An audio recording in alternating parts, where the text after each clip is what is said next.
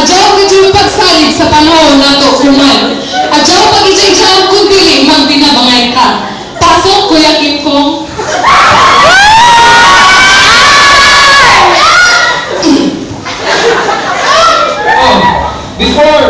Before mo na ako mag-give ng job date,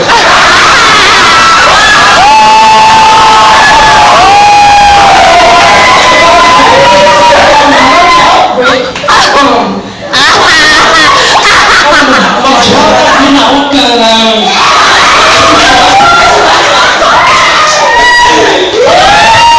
Alam niyo ba na ang female anopheles mosquito ay ang vector ng ating malaria? King, son, might bite you.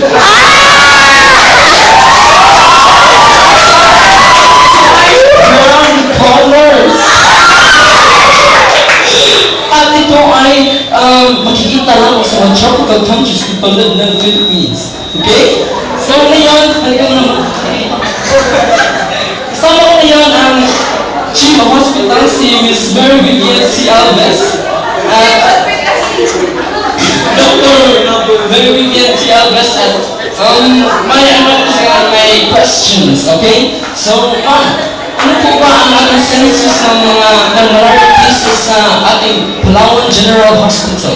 Nandito po tayo sa Ward 100, kung saan ang census po natin ay 500, yung admission ay 100, at discharge ay wala talaga. So, yun lang ba? Yun lang. Yeko. But sa lang, Doc, so nagiging endemic na nga ang ating malaria dito sa Palawan.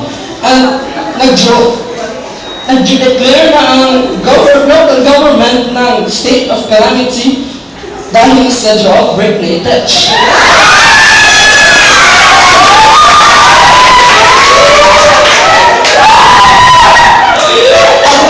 Ang drop date sa malaria outbreak at lagi nyo i-remember ang buhay ay weather-weather land. Back sa studio.